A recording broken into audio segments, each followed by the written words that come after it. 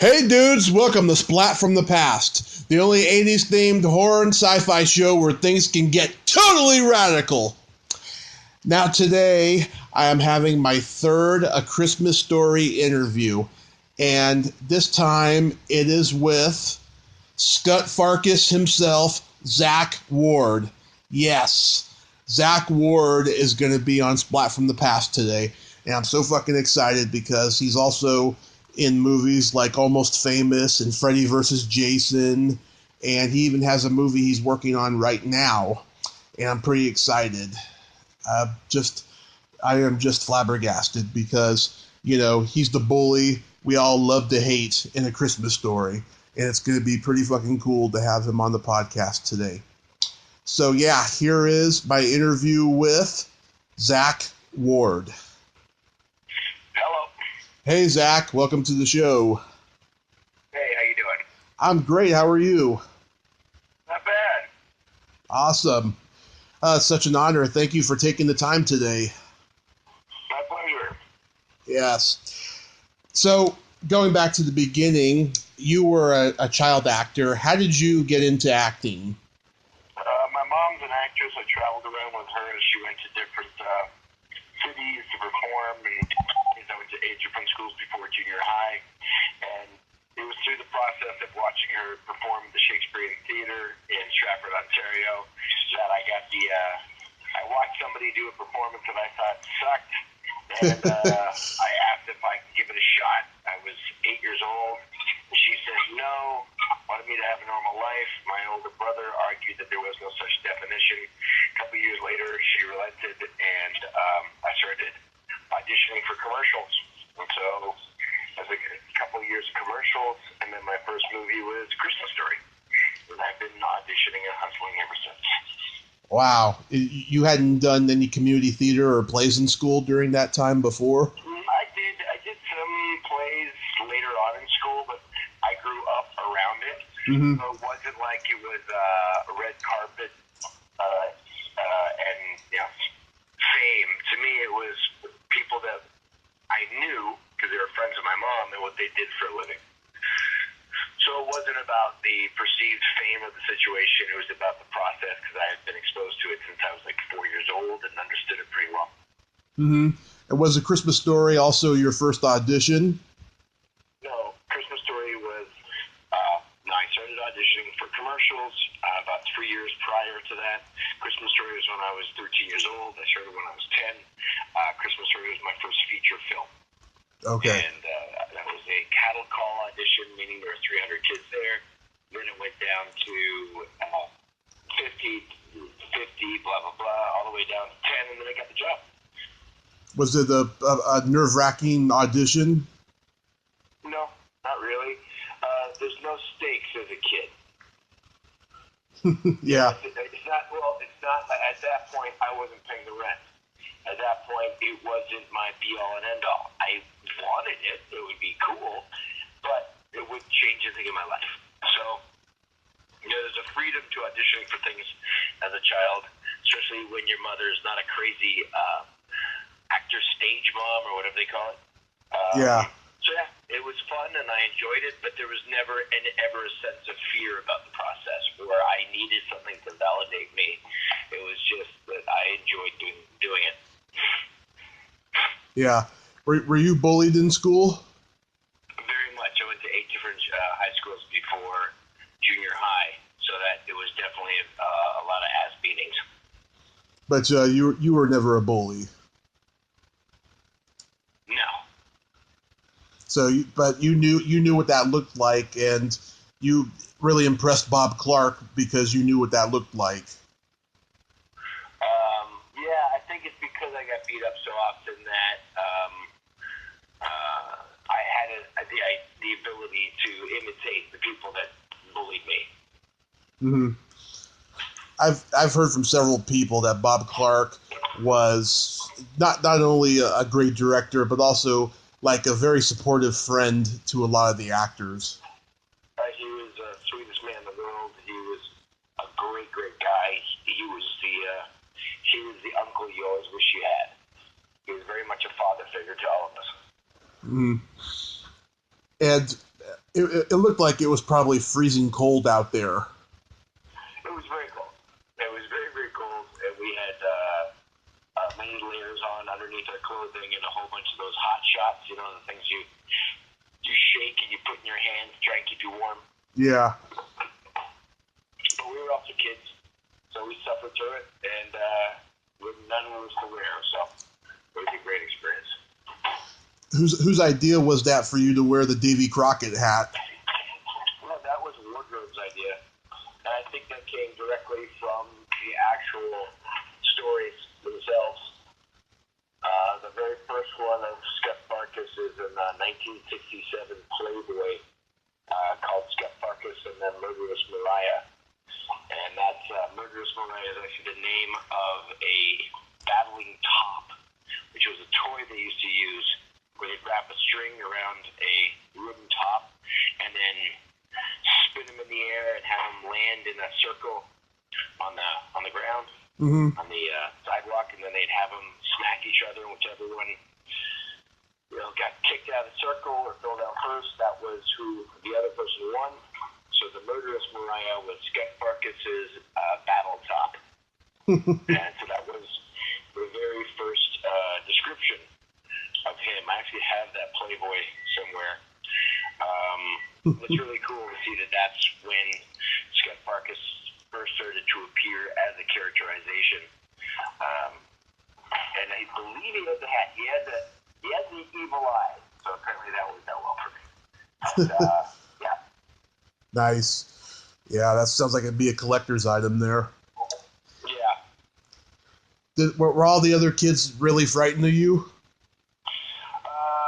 Not that much. I wasn't a mean kid. I was bigger than everybody else. A couple of times I slapped Peter Billingsley in the back of the head because he was acting up and doing shenanigans. But we all got along very, very well and still do to this day. Did he hurt you badly when he was wailing on you? No, he never touched. He never actually hit me in the face, but his gloves were frozen solid, hanging off the idiot strings, which is what we call them in Canada, and they would continuously slap me in the face. So when you see my red cheeks, that's not special effects. Then the other kid that was with you, like, what's he doing now? Yano Anaya is actually owns his own gym franchise in Atlanta, Georgia. He's a great guy, fantastic father, good wife, a husband, and just a lovely person. Wow. Yeah, because after this, a couple years later, he was one of the newspaper kids in Better Off Dead. Yep. He was also the kid from the Van Halen video, Hot for Teacher. Oh, that's right. He was in that video. Yeah. I forgot about that. Yeah, last week I interviewed Scott Schwartz and Teddy Moore, and they were both pretty cool. Good. Nice. Yeah, they were both pretty cool. So the movie comes out, it makes back its budget, but it doesn't set the world on fire. Then in the mid-90s, TNT starts playing it 24 hours every Christmas. Does your life, like, turn upside down once everyone realized that was you? Not really. I think people, I got recognized more around this time of year, obviously. People just like the connection. It built up slowly. It never blew the doors off. It just gently blew them open. Yeah. Because you continued working. About 5 years later, you did an episode of the Friday the 13th TV series. You worked with William Fruitt. What was that like? He yelled a lot. He was very, very yelling, screaming director. Wasn't he also like a showrunner on the show? I don't know. I was a kid back then. Yeah. That was probably it, because I've interviewed a few Canadian actors who have worked with him, and they said he was great to work with, but maybe, I don't know, maybe he was a showrunner too, I think, because he directed probably more episodes than anybody, and that probably was a lot of stress on him. But probably. What was that whole experience like? Fun. I ended up being killed It seemed to be sort of a precursor for the rest of my career. And then in 2000, you played the legendary Red Dog in Almost Famous, a great movie. That was fun. Yeah. 2000? Yeah, that was, wasn't it? Yeah. That was fun. That was a lot of fun. Great to work with Cameron Crowe. Cameron Crowe is a genius. Yeah, he's fantastic. He needs to make more movies because he really is one of the great writers and very underrated too.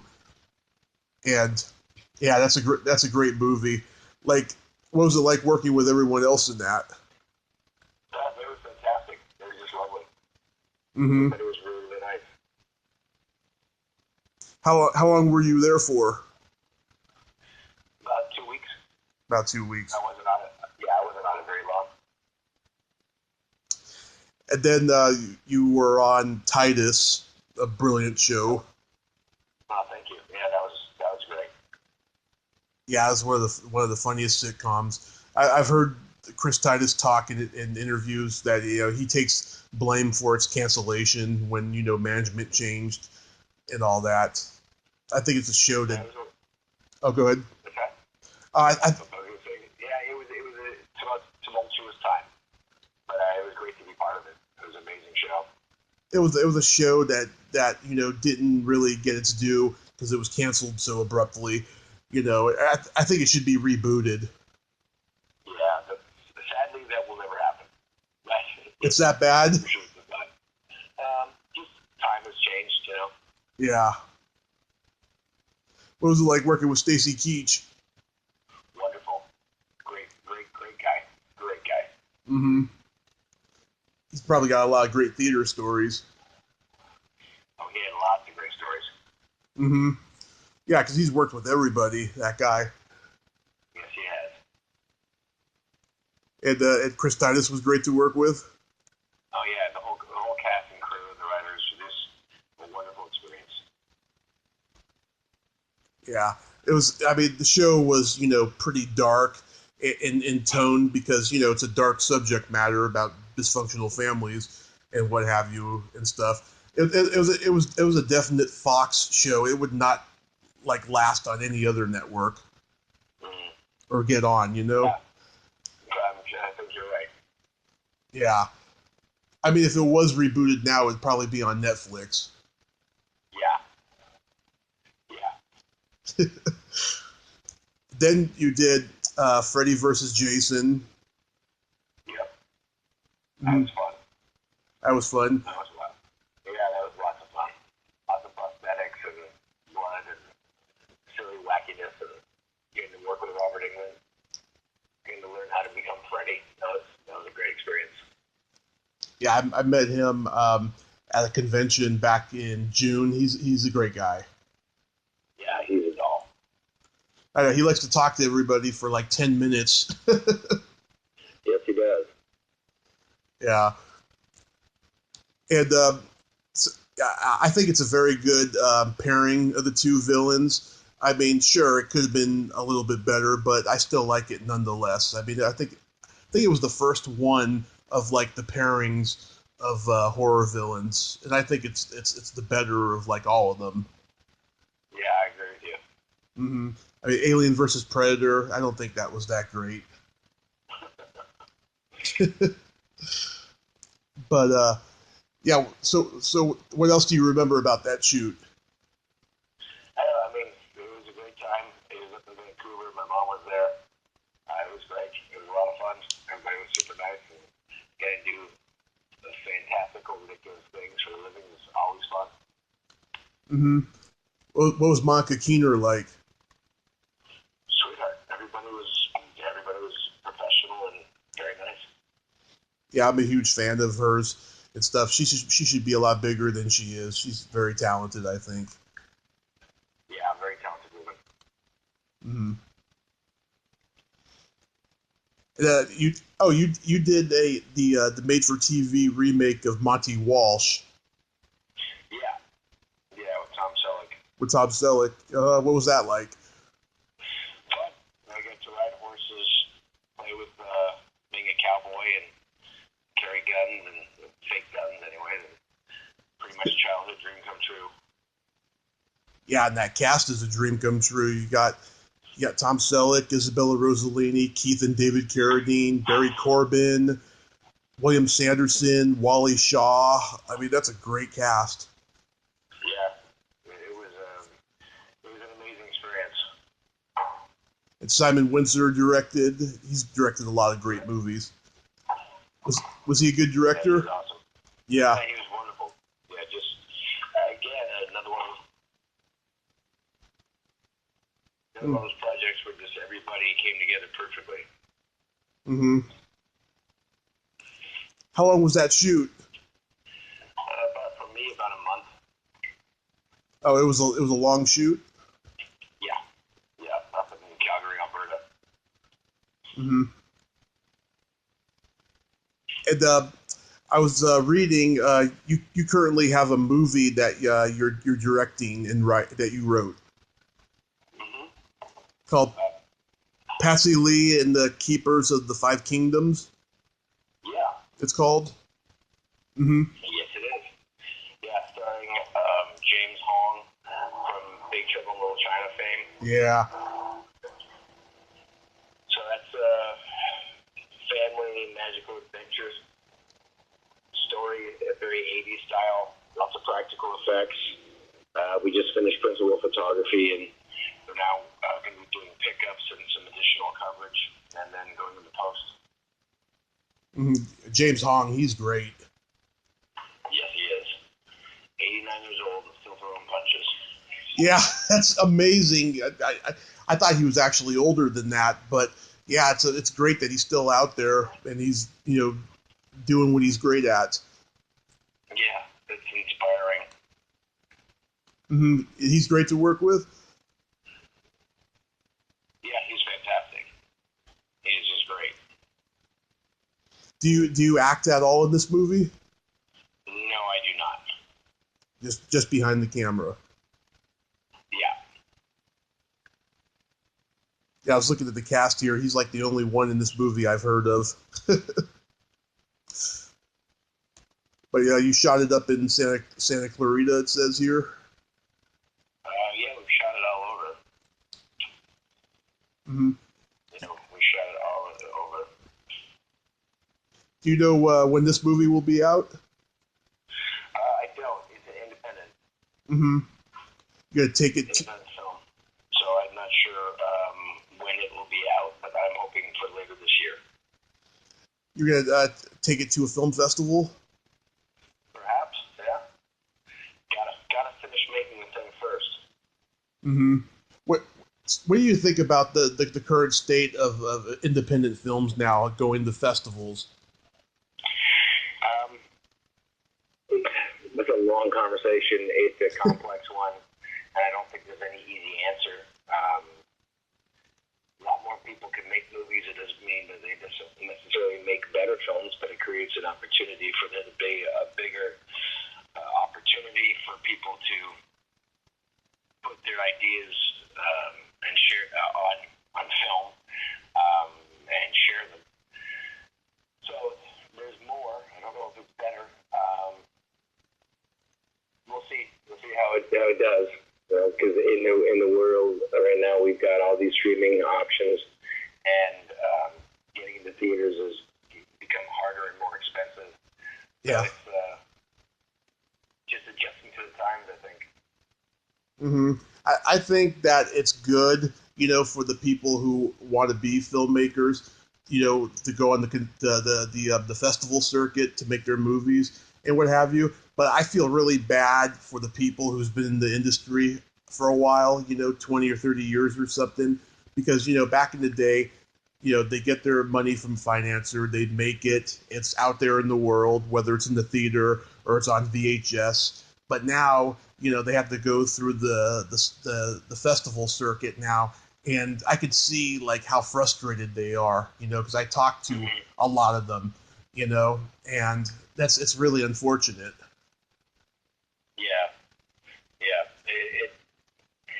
Like I said, it's a complex conversation. Yeah, because it's good for one group but bad for another. Mm-hmm. Yeah, true. Well, Zach, I thank you so much for your time. This was awesome, and I hope you have a happy Christmas, happy New Year, and I hope your film finishes strongly and it gets released to critical acclaim. No, thank you very much. My fingers are crossed. Yeah, when it does come out, one way or the other, please hit me up again, and I'll try and set you up a conversation with James Hong as well. Oh, that would be great. That would be great if we did that. That would be just spectacular. Yeah, that would be fun, right? Yeah. Okay. Well, it's a great talking to you. You have a wonderful holidays, and thank you so much for reaching out. Oh, my pleasure. You have a great day, Zach. You too, sir. Bye-bye. Bye-bye. Well, there you have it. Zack Ward. Ain't he a cool dude? Thank you so much, Zach. I'm glad we could have a little chat there and talk a little bit about the indie film stuff at the end. That was pretty cool. And hope you have a Merry Christmas and Happy New Year. If you like this video, everyone, please subscribe to my YouTube channel. Add me as a friend on Facebook. Join my Tommy Kovac comedian page on Facebook. Follow me on Twitter and Instagram and all that fun stuff. Oh, before I go, I'd like to say rest in peace to Jerry McCarty. You may remember him. I interviewed him a month ago. He is the host of the podcast Rick's Martini Bar in Los Angeles with my good friend Kelly Maroney. They hosted it together. He passed away of cancer.